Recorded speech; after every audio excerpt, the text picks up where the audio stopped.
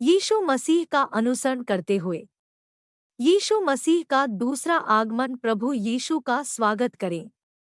10 कुँवारियों का दृष्टांत। बुद्धिमान कुँवारी कैसे बने और प्रभु की वापसी का स्वागत करे। समझदार कुँवारियों का दृष्टांत प्रभु यीशु ने कहा था, तब स्वर्ग का राज्य उन 10 कुँवारियों के समान होगा जो अपनी मशालें लेकर दूल्हे से भेंट करने को निकली। उनमें 5 मूर्ख और 5 समझदार थी। मूर्खों ने अपनी मशालें तो ली, परंतु अपने साथ तेल नहीं लिया, परंतु समझदारों ने अपनी मशालों के साथ अपनी कुप्पियों में तेल भी भर लिया।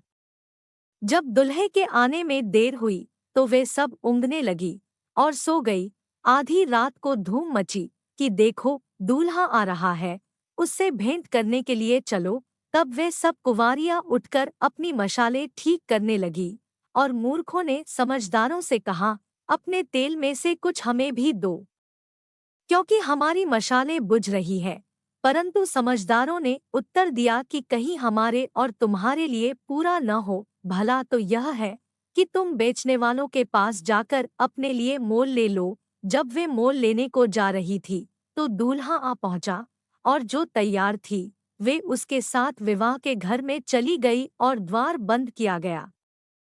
इसके बाद वे दूसरी कुँवारियाँ भी आकर कहने लगी, हे स्वामी, हे स्वामी, हमारे लिए द्वार खोल दे। उसने उत्तर दिया कि मैं तुमसे सच कहता हूँ, मैं तुम्हें नहीं जानता। 10 कुँवारियों का दृष्टांत। क्या बाइबल पढ़ना, अक्सर प्रार्थना करना, मेहनत करना और सतर्कता से प्रभु के आगमन का इंतजार करना एक व्यक्ति को समझदार कुँवारी बनाता है। आजकल पूरी दुनिया में अकाल, विपत्तियां और भूकंप की अधिक से अधिक घटनाएं हो रही है, और लगातार खौफनाक रक्त चंद्रमाओं की के अंत में कोरोना वायरस वुहान, चीन में उभरा और कई देशों में फैल गया। दुनिया भर में आपदाएं बदतर हो रही है। हम देख सकते हैं कि प्रभु की वापसी की भविष्यवाणियां अब मूल रूप से पूरी हो चुकी है। ईमानदारी से प्रभु पर विश्वास करने वाले प्रत्येक भाई बहन एक समझदार कुँवारी होने की उम्मीद करते हैं, जो अंत के दिनों में हमारे उद्धारकर्ता प्रभु यीशु की वापसी का स्वागत कर सकेंगे और उनके साथ भोज में शामिल हो सकेंगे। इसके लिए कई लोग सक्रिय रूप से सभाओं में जाते हैं, बाइबल पढ़ते हैं, प्रार्थना करते हैं, दान करते हैं, स्वयं को खपाते हैं। वे ऐसा करके सोचते हैं कि वे समझदार कुँवारियाँ हैं और निश्चित रूप से प्रभु की वापसी का स्वागत करने में सक्षम होंगे। किंतु क्या वास्तव में यही मामला है? जैसा कि हम जानते हैं, कानून के युग के अंत में उन धर्मनिष्ठ यहूदी विश्वासी बाइबल से परिचित थे और परमेश्वर से प्रार्थना करते हुए मसीहा के आने की उम्मीद करते थे। और मुख्य याजक, शास्त्री और फरीसी बाइबल से अधिक परिचित थे। सुसमाचार फैलाने के लिए भूमि और समुद्र की यात्रा की, बहुत कष्ट झेले और बड़ी कीमत अदा की। लेकिन जब मसीहा आया तो उन्होंने उसे नहीं पहचाना। फरीसियों ने उस प्रभु यीशु का भी विरोध और निंदा की, जिसे मसीहा नहीं कहा जाता था। उन्होंने न केवल प्रभु यीशु के कार्य से सत्य की तलाश की, बल्कि प्रभु के वचनों में भी कुछ ऐसा पाया जिसका वे उनके विरुद्ध उपयोग कर सकते थे, और उन्होंने प्रभु का न्याय किया और उनकी निंदा की। इस बीच यहूदी विश्वासियों ने बिना किसी भेदभाव के ध्यान दिया और प्रभु यीशु को क्रूस पर चढ़ाने के लिए रोमन सरकार के साथ सहयोगी के रूप में फरीसियों का आंख बंद करके अनुसरण किया। वे थे जो परमेश्वर में विश्वास करते थे, लेकिन उनका विरोध करते थे, और अंत में परमेश्वर के स्वभाव से नाराज होकर परमेश्वर के क्रोध में पड़ गए। यह देखा जा सकता है कि जो लोग केवल बाइबल से परिचित हैं और कड़ी मेहनत करते हैं, वे बुद्धिमान कुँवारी नहीं हैं। इन प्रश्न के संबंध में हम उत्तर उन लोगों पर नजर डालकर पा सकते हैं जिन्होंने प्रभु यीशु को उस मसीहा के रूप में स्वीकार किया जिसकी भविष्यवाणी की गई थी, और उन लोगों पर जिन्होंने प्रभु यीशु के उद्धार को 2000 साल पहले पाया था, जब प्रभु यीशु अपना कार्य करने के लिए दुनिया में आए थे, व्यवस्था के युग के अंत में। अधिक से अधिक लोगों को व्यवस्था द्वारा मृत्यु दंड दिए जाने का खतरा था, क्योंकि वे व्यवस्था बनाए रखने में असमर्थ थे। मनुष्य को व्यवस्था द्वारा दोषी ठहराए जाने और शापित होने से बचाने के लिए परमेश्वर ने प्रभु यीशु के रूप में देहधारण किया और छुटकारे का कार्य किया। उन्होंने मनुष्य को मन फिराओ, क्योंकि स्वर्ग का राज्य निकट आया है, का पद दिया, और उन्होंने कई चमत्कार किए, जैसे हवाओं और समुद्र को शांत करना, 5 रोटियां 2 मछलियों से 5,000 लोगों को खिलाना और एक वचन से मृत लोगों को वापस लाना, जो सच में सत्य की तलाश करते और जो परमेश्वर के प्रकट होने के लिए तरसते थे, जैसे कि पतरस, यूहन्ना और मत्ती। उन्होंने प्रभु यीशु के कार्य और वचनों में परमेश्वर के अधिकार और शक्ति को पहचाना, इसलिए उन्होंने प्रभु को उस मसीहा के रूप में पहचाना जिसकी आने की भविष्यवाणी की गई थी, और इसलिए उन्होंने प्रभु का अनुसरण किया और उनका उद्धार प्राप्त किया। इसके अलावा सामरी स्त्री ने प्रभु को उसके दिल में दफन राज को उजागर करते हुए सुना।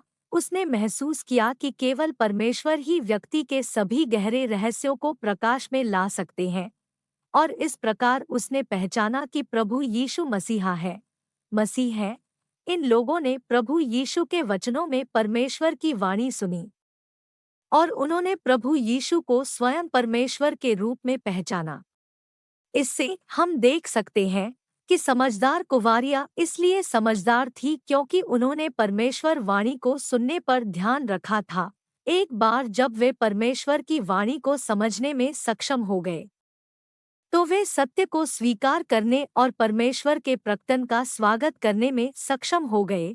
हालांकि जिन लोगों ने परमेश्वर की आवाज को सुनने के लिए ध्यान नहीं दिया और जिन्होंने परमेश्वर की आवाज सुनी फिर भी उनकी तलाश में आगे नहीं बढ़े, उन्हें स्वीकार नहीं किया और उन्हें समर्पित नहीं हुए, बस अपने स्वयं के विचारों और कल्पनाओं के लिए जिद पर अड़े रहे, अंततः परमेश्वर के उद्धार को खो दिया और मूर्ख कुंवारी बन गए। भले ही वे बाइबल से परिचित थे और कड़ी मेहनत करते थे, यह पर्याप्त रूप से साबित करता है कि एक व्यक्ति परमेश्वर में कितने समय से विश्वास करता है, उसे बाइबल का कितना ज्ञान है। कोई कितना काम और मेहनत करते हुए प्रतीत होता है या कितनी पीड़ा सहता है और खुद को खपाता है, इन बातों की आधार पर यह नहीं कहा जा सकता कि कोई व्यक्ति समझदार कुंवारी बन सकता या नहीं। इसके बजाय यह इस आधार पर कहा जा सकता है कि क्या कोई परमेश्वर की वाणी को सुनने का ध्यान रखता है और क्या उसे समझ सकता है। जैसा कि प्रभु यीशु ने कहा है, मेरी भेड़ें मेरा शब्द सुनती है और मैं उन्हें जानता हूँ और वे मेरे पीछे पीछे चलती हैं। अगर हम अपनी धारणाओं और कल्पनाओं के भीतर रहते हैं और हम मानते हैं कि हमें बस बाइबल पढ़ना, प्रार्थना करना, सतर्क तैयार रहना, सभाओं में जाना, चौकस रहना, प्रभु के लिए कड़ी मेहनत करना, दान करना और खुद को खपाना है, लेकिन हम परमेश्वर की वाणी को सुनने पर ध्यान न दें और सत्य कथन को सुनकर भी उनकी तलाश या जांच न करें, तो हम मूर्ख कुंवारियां बनने के लिए उपयुक्त होंगे और हम प्रभु द्वारा त्याग दिए जाएंगे। अंत के दिनों में प्रभु की वापसी को लेकर समझदार कुंवारियों का क्या दृष्टिकोण होना चाहिए? प्रभु यीशु ने हमें बहुत पहले ही बता दिया था कि हमें उसकी वापसी का स्वागत करने के लिए कैसे तेल तैयार करना चाहिए। प्रभु यीशु ने कहा है, मुझे तुमसे और भी बहुत सी बातें कहनी है, परंतु अभी तुम उन्हें सह नहीं सकते। परंतु जब वह अर्थात सत्य का आत्मा आएगा तो तुम्हें सब सत्य का मार्ग बताएगा, क्योंकि वह अपनी ओर से न कहेगा, परंतु जो कुछ सुनेगा वही कहेगा और आने वाली बातें तुम्हें बताएगा। आधी रात को धूम मची कि देखो दूल्हा आ रहा है, उससे भेंट करने के लिए चलो। देख, मैं द्वार पर खड़ा हुआ खटखटाता हूँ। यदि कोई मेरा शब्द सुनकर द्वार खोलेगा तो मैं उसके पास भीतर आकर उसके साथ भोजन करूँगा और वह मेरे साथ। मेरी भेड़ें मेरा शब्द सुनती है और मैं उन्हें जानता हूँ और वे मेरे पीछे पीछे चलती है। और प्रकाशित वाक्य के अध्याय 2 और 3 में कई बार भविष्यवाणी की गई है, जिसके कान हो वह सुन ले कि आत्मा कलीसियाओं से क्या कहता है।